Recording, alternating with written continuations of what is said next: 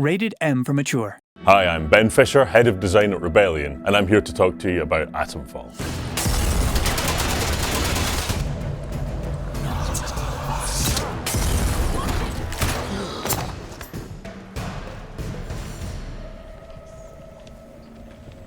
Atomfall is a survival action game set in a 1950s quarantine in the north of England after a nuclear disaster had an unusual fallout. The player wakes up in this environment and has to uncover what's happened and how they factor into it. Who are you? What are you doing in here? So there are a lot of games based in post-apocalyptic quarantine zones, but one of the founders of Rebellion, Jason Kingsley, noticed that there wasn't one based around the Windscale fire, which is one of the world's first major nuclear disasters. So he asked the question, what would it look like if you made a kind of Rebellion-style game in that kind of environment? So that was our start point. And the development process of Atomfall was finding the answer to that question. So part of the creative process of designing the atmosphere and environment of the game was looking at 1950s, 1960s England and using that real-world reference to build our kind of heightened fictional environment. So we looked at the environment around the real Sellafield disaster, the real Windscale fire, and that gave us real reference points for rural England and small villages you might visit, those kind of very British touch points like red phone boxes and details like that. What we found was we didn't have to invent very much to get the ball rolling. We already had a rich and interesting location in the real world that we could use as a start point. So one of the creative challenges in Atomfall was blending the natural beauty of the north of England with the horrors you might see in a nuclear disaster zone. The way that we tackled this was we considered the way that people would really try and deal with that sort of situation in a very kind of English way, very 50s, 60s English way. A kind of keep calm and carry on, stiff upper lip. These people have just come out of World War II and they know how to survive in difficult circumstances. So that was our start point, is treating these survivors like real people in a real situation. The next stage was taking that setup and adding layers and details that gave it a kind of atmosphere you might expect of 1950s, 1960s British speculative fiction. There's a great history of things like Doctor Who or the Quatermass Experiment. Very early sci-fi and fantasy before those genres had established themselves. So we could look at the elements that made up this kind of storytelling style and use them to heighten the environment the game was in. What this means is that people are trying to live a normal life and trying to survive in their normal village, but that normal village has been occupied by a military force that's there to try and keep the peace. And when you push into those dark and mysterious locations that explain how this disaster happened, that's where the horror comes out. That's where these darker elements emerge. You'll die here! So this means that the gameplay tone of the game, pushing into darkness and uncovering uncomfortable mysteries, reflects the visual style of the game. So we just made sure that we aligned these two and used them to build on top of each other.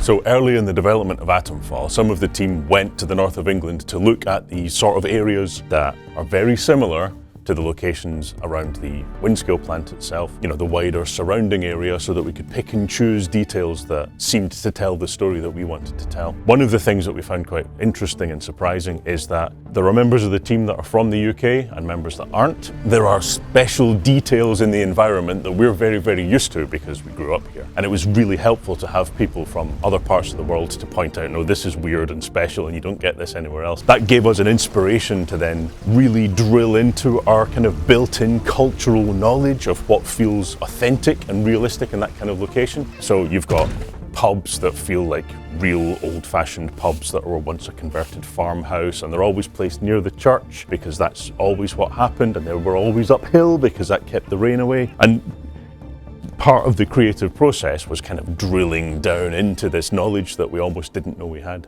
So one of the goals we set ourselves for the storytelling strategy in the game was to make it kind of uniquely British. I would say that the characters that are in there and the storytelling style isn't something you would see in a game set in another location. Come closer, I don't bite. The characters that you meet in the game are often kind of heightened stylized versions of old-fashioned British archetypal characters. So it's refreshing to see them because you don't see them very often in many games. The traditional style of British sci-fi speculative fiction storytelling heavily informed the structure of the game and the sort of exploration that you'll do there. So much of the game world is morally grey and ambiguous. It's a difficult situation. There's no clear right and wrong answers. You're just uncovering this tangled situation and deciding how you relate to it. Two of the major influences on that were folk horror storytelling, which is often based around the idea of a conflict between tradition and modernity, of folk religion against organised religion, and these kind of clashes. In the meantime, be wary of this place. Do not be tempted to engage with any of the pagan sentiments some of the locals may try to foist on you.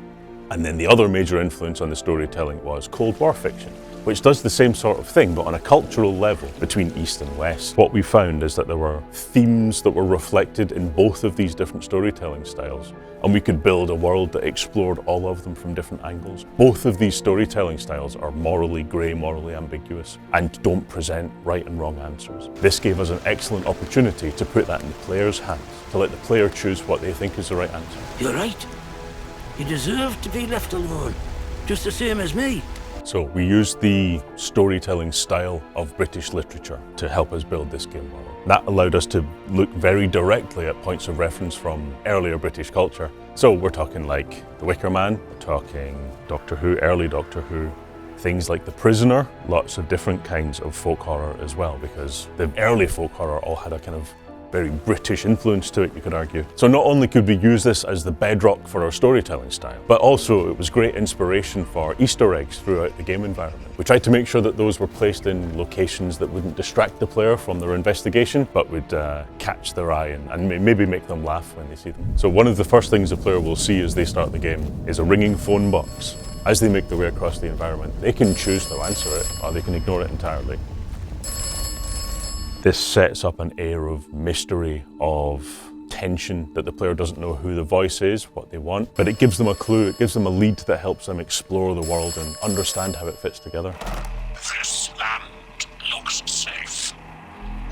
This land is not safe. This moment was inspired by an anecdote by Jason Kingsley, one of the founders of Rebellion. He was out hiking somewhere and walked past a red phone box and it started ringing, and he stopped and thought, why is that phone box ringing? He didn't answer it. It's probably just as well because a mysterious handler might have sent him on a quest. We took that moment and thought this could be a very interesting way for the player to feel observed, to make them feel like they're part of a bigger picture they don't fully understand. This land may kill you. So the ringing phone box is the first example of how the player will explore the game world and understand what to do. They find a lead, they're not told what to do, they're just told information about the game world. They could completely ignore it if they want. They could answer it and track that lead and then try and follow what it understands in the world. Go and ask other characters about it, that sort of thing. Of all the characters that you meet in the game world, they're all entirely optional, and it's up to you if you trust them, if you listen to what they've got to say. It's up to you if you follow their instructions. They might offer to help you if you do certain things for them, and it's all left entirely up to the player. We avoided having a quest system because for the game that we were making, that felt quite leading, and over time we discovered this new mechanic where all of the information in the game world is interconnected as the player uncovers it. She's usually camped just north of here.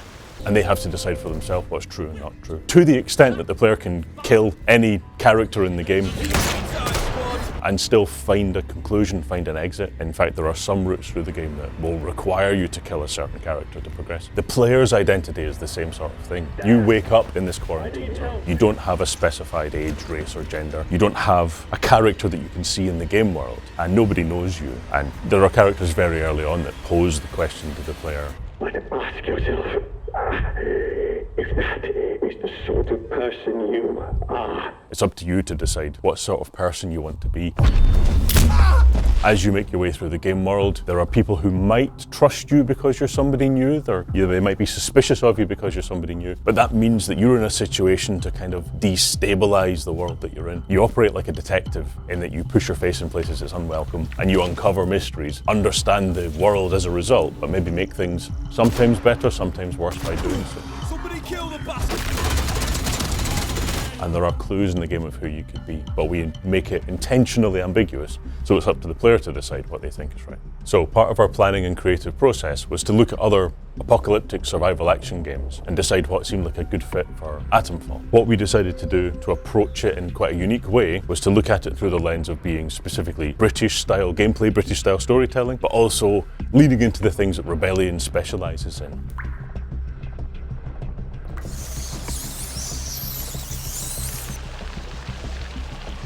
So, the world of Atomfall is a dense, concentrated sandbox. There's a series of locations you can travel between and unlock slowly over time, and the player uncovers information about the world and what to do in that world. But it's all interconnected. That inspired us to make the length of the game something that was easily kind of digestible, so it feels like a TV miniseries or something like that. It's one extended story with lots of branching elements that come off it, but it means that it's all interconnected in a dense and textural way. This matches traditional British storytelling style. We also looked at the gameplay of the game. It didn't seem like a natural fit for the game to be a full kind of run and gun extravaganza if it's set in rural north of England. So we balanced the game around feeling more like a blend, like almost like a pub brawl. So there's lots of punching, kicking, throwing weapons at people to just make do with what's around you. There are some guns, but it's more like the sort of thing that you might find a farmer's got, so a farmer's shotgun. There's an occupying military force and they're armoured, but they've all been locked in this location for 5 years, so they don't have much in the way of resources by this point. So the player's really kind of making do with what they can find. They're not pushed heroically into every conflict situation. They can decide to back off. Nice and slow now. They can decide to de-escalate conflict. This gave it a very, very different tone, a very personal tone, and it just seemed like such a natural fit for the world that we were building around the story. Player choice was central to the creative process of deciding the shape of Atomfall and what sort of game it was. In fact, there was a version of Atomfall earlier in development that was more like a Metroidvania game. So a sequence of locations you were sent through in a more guided structure.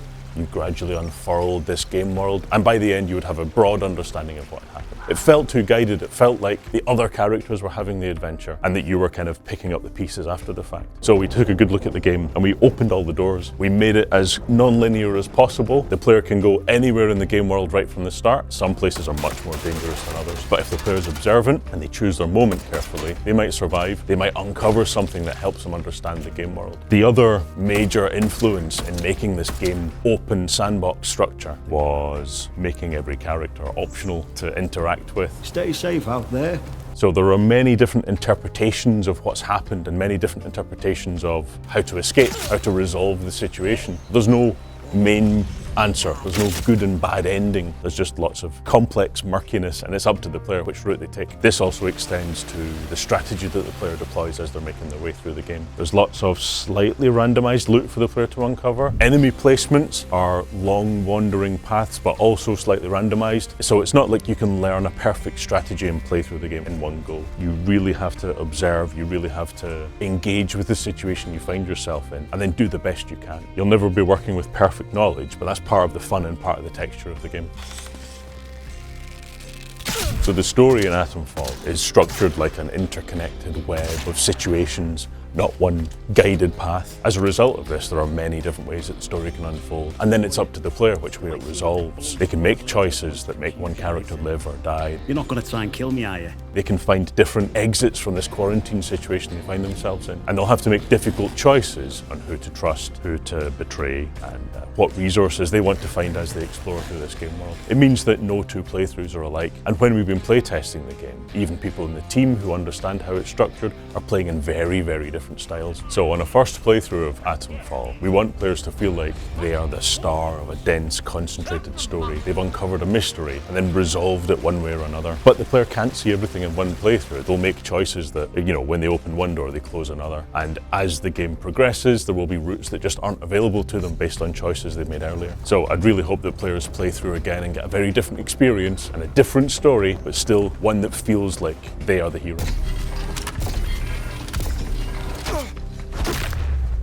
If I had to survive the Atomfall apocalypse with one item from the game, I would choose the metal detector. The reason I would choose that is it lets you uncover resources that are hidden under the ground. So you might find a lunchbox cache which is full of loot, some food, might be some weaponry there, or a lead that helps you understand where to go in the world. That would be your skeleton key to survival, because that would let you find anything that you want. We've also got characters that you can barter with to trade items. If they've got something that's more valuable than what you've got, you can give them what you've got. Nice trading with you.